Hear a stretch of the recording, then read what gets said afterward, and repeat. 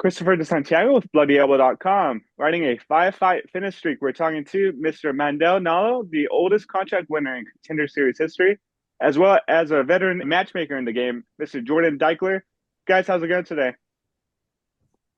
Everything's great. How are you, Chris? Pretty good, Mandel. How are things with you, man? Yeah, I'm good, buddy. Just getting back to normal life. Awesome, man. Well, I guess first question for both of you guys. How did you celebrate? I mean, Mandel, you've been in the game for so long. I believe 16 years since you've had your first amateur fight. So many hard work put in. I guess how did you guys celebrate after the win at the Apex? It's always for us like Yeah, Mandel, the you go first. yeah, the partying and stuff that's kind of played out for us. We're old, you know. We're a little more I won't say we're older, we're just more mature. So like we just want to keep close friends and family around us. So we just went to a nice restaurant in Vegas in the Arts District, and we just debriefed from the whole event and try to. We're a bunch of nerds, so Faraz and Steve, my cornermen, we just kind of watched the fight back and thought about things that I could improve and things that I did well and next steps, because we're trying to rush rush this progress in the UFC now that we're there. Awesome. Jordan, how was your experience at the Apex, man? Oh, it was so awesome. Look, I think that, when you wait for something for a long time, you're hoping it doesn't, fall flat, it doesn't fizzle out. And I think that Mandel really exceeded expectations. I think that anybody that knows him for all these years, knows his talent level and knows that, the game sometimes isn't exactly fair. So it was really nice to, just breathe, get a lot of well wishes from people that are around the industry that know how invested I am and how much time I've really, really, really, been on Mandel in terms of he deserves to be in UFC. We wanted to get him into big fights and always, so it's just decompression and in a lot of senses for me. For sure, for sure. And Mandel, you did talk about like the matchmaking aspect of, a part of, about it. Um, I guess how do you look at your UFC future? Do you feel like they're gonna send you top guys right away, knowing what you have done in the past? Uh, my take as a guy who watches fights and understands a little bit about how they match make, I would assume they're going to throw somebody at me who is similar to my standing, a relative unknown that has potential to break through. And if I can get through that guy in the way that I think I can, then the bigger names will get offered, and they're gonna try to see what they can get out of me and what I'm able to achieve. So like I think I'll have one like solid test that's a relative unknown, and then they'll start pushing me into the bigger matchups, which we're excited about for sure. hmm Jordan, I know you've been a matchmaker several years now. I guess how do you weigh in on this? Well, I think that like there's a few different things in terms of in the UFC especially they start tiering you with money, right? So you don't want to rush into anything into the top 15 without being paid properly for it. I think that the first few fights are generally they want to see if you can sink or swim, if you're an entertainer or if you're a contender. I find that once you're into the top 25, it starts to become a little bit more complicated. A lot of the fighters in the top 25 aren't just like spamming right hands at you or can just, lay and prey on you or whatever. In the top 25, you're getting these really, really complicated, layered fighters that are good at everything. Until you get to the top 25, you're basically fighting your way into that top 25, and they want entertainment, they want finishes, they want outcomes. So I think that you really need to speak with your representative in most cases and, figure out what's right for you in terms of how fast tracked you want to go. But that money needs to match the matchup too. I think that the UFC is really, really terrific at matching guys at certain points in their career where it's make or break. And, a guy can go off a split and fight for a title. Jack Della, double splits, Holland and Basil Hafez won the title. It's not really it's how you perform on that night and it's how you match up against the other guy. there's a lot of bogeys in that entertainment sector because they're unformed products. And for the most part, it's really how do you rise to the occasion and how do you condition yourself and how camp went and who's around you. Hmm. Amanda, very interested to see how you do in the lightweight division, man. You're 6 feet tall, I believe. I guess, is there any dream fights that you have in the lightweight division at the moment? I think every lightweight, obviously, like anybody who cares about their career and thinks they're good wants to fight the champion. So I think Ilia Topuria is a fight, obviously down the line. Like I'm not trying to jump the gun or anything. I understand I need to prove myself, but that's a fight that I like.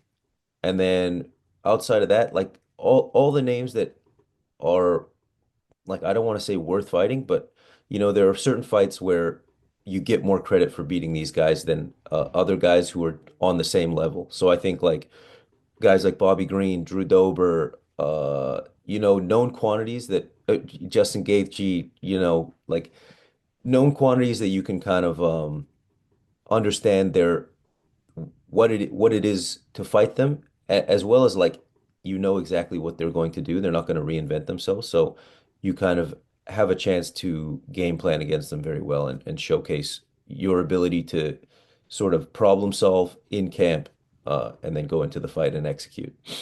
Hmm. I know there's only one Mandel Nallo, but does this win give other fighters over the age of 35 hope? Do you think this will help keep their dreams alive to again to the UFC?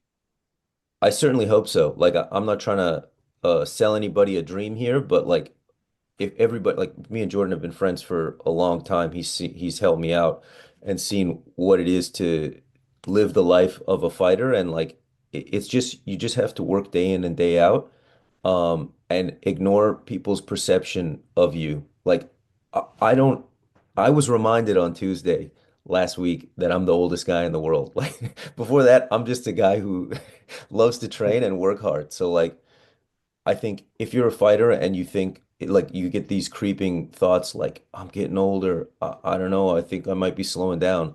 Like I feel like the youngest guy in the world, you know? I'm it's a pleasure to do the work that we do. So, if you still love it and you still think you've got it, then you do. Just go out and show people, you know?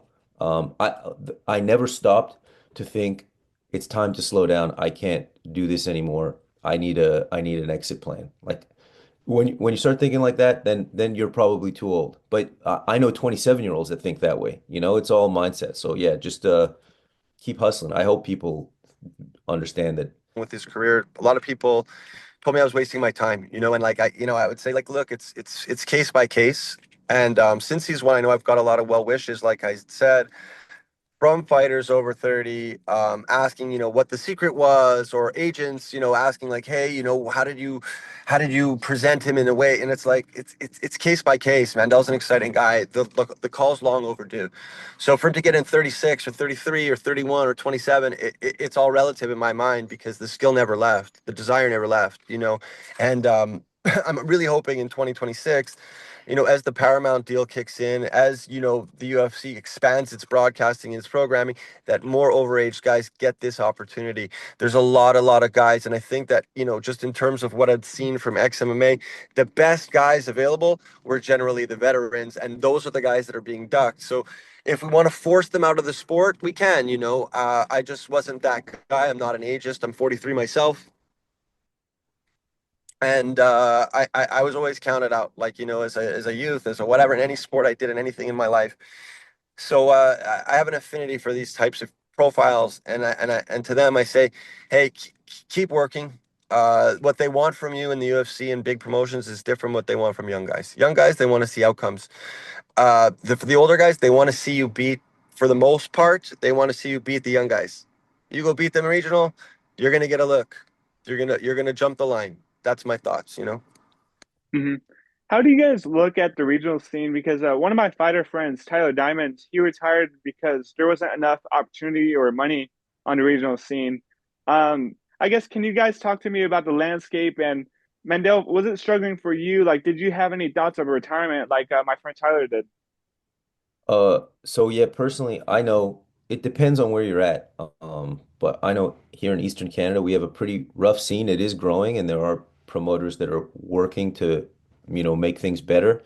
But the the culture is that if you're not undefeated and under 30, then what are you doing in the sport? Like, so everybody is trying to protect their record because one loss really sets you back. It could set you back 2 years, because you only fight 3 times a year. You get one loss, you got to build that back. So you got to fight 3 times, and potentially fights fall through regionally all the time because guys are fighting for $1,000. So I understand why people get sick of it and they're just like, I got to move on, I got to retire. But like, I think for me, luckily, I have a good support system. And I was always in contact with my management at Dominance, and they kept telling me like what I needed to do. And then I have friends like Jordan that, really champion my name here. The one thing that guys need to understand when you're fighting on the regional scene is you're gonna take some hits financially. Like I've had fights that I paid for. And I think every guy in my situation has. Young guys, you're not going to be rich. If you got a girlfriend that wants you to take her out to dinner, tell her she might be taking you out to dinner for the next few years or whatever, or you're going to have to, cook for her or something. Like don't don't expect to live the life of Sean O'Malley when you're fighting for $500. And like everybody's doing you a favor. You're not owed anything. You don't deserve anything. The promoter's doing you a favor by putting you on. Your coach is doing you a favor by giving you his time. Like all your training partners are doing you a favor by breaking their body to train with you. So like don't jump the gun and think you're a superstar before you are. Do the work, train as hard as you can, and good things will come. But don't expect too much. Jordan? I I have a little bit of a different perspective in some senses. Obviously I'm a little bit combative. Sometimes, in some senses I work for the people that I champion. Um, so generally that just in terms of promotions and representation, sometimes that doesn't mix. I also have a strong opinion about who's good in MMA. Like, I tend to favor veterans because if you've been in the gym longer, chances are you're going to have more skill. It's just one of those sports. The more you put into it, the more you're going to take out of it. I find promoters, definitely favor younger guys. Yeah, I'm not sure if it's because they're naive or it's because they work cheaper or whatever. Maybe it's because what the UFC tends to choose from. But we need to do a better job of not letting guys slip through the cracks. All to say, this story could be very different. We could be talking about a what if story with Mandel, and lots of promoters, like I said, gave me shout outs and gave me a lot of props in private. And I said, like, look, at the end of the day, we could have made this kind of easier. If you had just listened and we, say, hey, we're gonna make this meritocracy. We're not going to make this about ticket sales, at some sort of core or whatever. We're not going to make it about how we're going to trick the audience. We want exciting fights. We want to bring back the audience in most cases as promoters and as matchmakers. And I think that age ain't nothing but a number. So a lot of these guys just have it misinformed. Even the fans have it somewhat misinformed. I can't tell you how many messages I saw about like, that's not a prospect, this, that, whatever. He's not in the UFC. So let's give a looser, broader term to it. Maybe he's Roy Hobbs. Maybe he's the natural. You know, For sure, for sure. And how like many it was, guys? How oh, many go guys on. are like that? How many guys are like that out there that we don't know of in every division? I've been saying it for years. There's a guy in every single division out there that's a free agent that could fight in the top 10 in the UFC. Mm. You guys have anybody that you're keeping a close eye on at the gym that might be looking at a UFC contract in the next few years? Couple guys. I mean, top of mind is Louis Sanadakis, obviously. He's another guy like me. Like all the skill in the world just needs a platform to make it happen. But I, me and Louis basically grew up together. I know if we were in the same weight class, he would be a brutal fight for anybody. So like I respect Louis' skill a lot. I think he's next. And then we have some young guys that I think are very talented, but it's probably too early to say. But in the next few years, I would say Mike Jones, Steve Bissinger, and Isaac. Isaac. Isaac Uh, Herbert. Yeah. are Both very fighting this skilled. Mike Jones, Isaac Herbert, both fighting on Samurai this weekend, Friday night. Should definitely check them out. Mike Jones, 6'3", bantamweight, very, very athletic, smart fighter. Isaac Herbert, 22, 6-0 amateur, all finishes, ready to go, and he can get you anyway. Both these guys we have really high hopes for. They've been amazing training partners throughout the years, just growing up intelligently, following the older path of the fighters. And I can't say enough superlatives about Louis. Like, again, another guy, long overdue. Bantamweight is to me, one of the premier divisions in the sport, one of the deepest divisions in the sport, especially at UFC. There's just so many good guys, and there's nobody with any weaknesses really. You have to be equipped in all phases to fight in bantamweight, and I think that Louis would shock a lot of people. Just similar to Mandel, neutralize his opponents and take the fight to anywhere he wants, basically. Mhm. A few more questions for you guys. Mandel, I did want to ask what happened with Bellator. You left them right before the PFL acquisition. So I would assume that's kind of like a blessing in disguise in your mind because you made it to UFC. How do you look back on your Bellator days and what happened with Bellator? Yeah, Bellator was a blessing in a lot of ways, like because there's not a lot of upward mobility when you're a prospect like I was back in the day.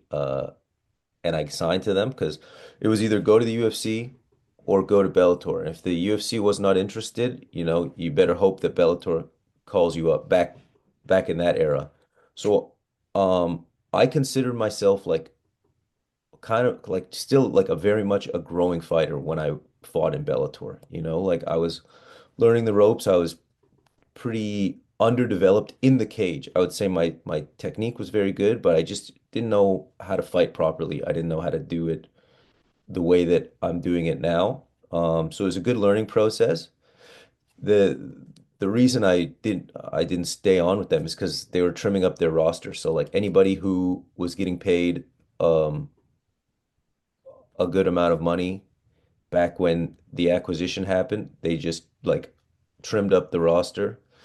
And like you say, it was difficult initially because I had a 4 fight contract and it just kind of got squashed after one fight. But it was a blessing in disguise because now you see all those guys who stayed on with them and they all sat for 3 years and then they signed to the UFC. Like it kind of like at least I got to stay active. Well, like I didn't have a big contract, but you could have a contract for $12 billion. If you never fight, then you can show people your contract to say, look, this is what I could potentially get. But like all the guys decided, like, we're not fighting. Let's go to a place that we're actually going to get fights in. So I got lucky. I got to actually hone my skills outside of a premier promotion, and now I get to show what I've been working on. Awesome. Mandel, I did want to talk to you about your personal brand. I feel like when a lot of new fans like rush to see your Instagram, they were like, "Whoa, like what is this stuff?" Like a lot of this like cool art and like I love the aesthetic of it. Can you talk to me, walk me through your Instagram page, man? Yeah, so it's happened over time. But I'm a big I just I like things that look good. Um, and I know that's kind of too simple, but like so I started just as a practice in camp, so I'm not spending, 6 hours a day playing Candy Crush between training sessions. Like it's easy to waste a bunch of time. So I started making little photo edits and bits of art and stuff like that, and then I started making gifts for my family, Christmas gifts. Like, here's a piece of art that I made. I threw it on a shirt. And then slowly that became me getting interested in like fabrication and understanding how to make clothes. And now, I'm trying to learn as much as I can when I'm not training and put out the best stuff. Like I really care about the stuff I make. So, if I'm selling it, it's it's got the mango seal of approval. Like I'm not doing it to get rich. I do it because I really care about it. What's behind you, Mandel? Is it like a I Oh see yeah, like a yellow this is a a one a one-off piece that I made of one of the shirt designs. I got boxes and boxes here of stuff, samples, and things that I've been cooking up. I lose my creative esper while I'm in training camp, but it's back now in full swing. So we got cool stuff coming for people that are interested. Before I let you guys out of here, Jordan, I did want to ask you about the first time that you met Mendel. What was your first impression of him, and I guess how have you guys become close over the years? I mean, I think we both thought we were kind of weird dudes. You know what I mean? Like, and I think that that's how you become friends. Like, hey, wow, this guy's so interesting. He's so much different than every other fighter I've met. He's so cerebral. We could talk about different things on different levels. We could talk about music. We could talk about fights. We like the same type of food. We're both like, kind of food snobs. Like you couldn't tell. Like you couldn't tell looking at the guy, right? That'd be a food snob like, with the name Rat Garbage and everything. But like we just like the same things, just generally. Like we he showed me so much about what I'm looking for in terms of matching, what I'm looking for in terms of skill. It's helped me handicap fights like nonstop. I don't really bet, but just in terms of being right, I think that there's value in that in terms of being right in this space. A lot of people value my opinion, and my opinions are basically formed from being so close with the Mandels, the Eamon Zahabis, the Louis Sanudakis, the guys that I grew up with that trained me. The Rob Revees, the Neil Shepard's, Ian Perron's, all the Frass, uh, all these guys just bring something different, and I think that I bring something different. Steve Sims, another Barry Sims, just guys that we grew up with, and I wasn't too interested always in knowing the older fighters, the ones that were in UFC at the time. I wanted to create be part of something, and I found that what better way to start than start with these guys at the beginning of their careers, there's guys that I revered in the gym and think are still awesome to this day. Mark Bocek, Rory, guys that were super Francis Carmon, George, that were super respectful of me when I was trying to train. I was never really anything more than a casual. But those guys brought me in when I had nothing. So I think that the only way that I could repay them is by standing by them, being there, supportive. I can't think of a time where I missed a Mandel fight, even through the Bellator, even through his first pro fights. If I could make it, same thing with Eamon and Louis. Those are my guys. Arnold came in a little later, joined their crew. Everybody just we're like a little family. You know. Awesome, guys. Mendel, did Yeah. you want to add anything, or are we good? Yeah, I think we're good. I think it's What do you covered. think? What did you think of me when you met me, Mandel? Well, you were crazy back then. Yeah, it's So really. I'm like, look, I'm a complicated guy. I have black belts too. Just not in the gym. Awesome, guys. Well, it was great talking to you guys. I'm not sure if you guys want to talk about anything else, but I really appreciate the time today, guys. No, you're awesome. Thank you, Chris. Thanks, Mandel. yeah, good talking to you, buddy. Thank you. Yeah. Mendel, did you want to shout out anybody? Like, I know you have your merch line coming up, but did you want to shout out anybody before I let you go?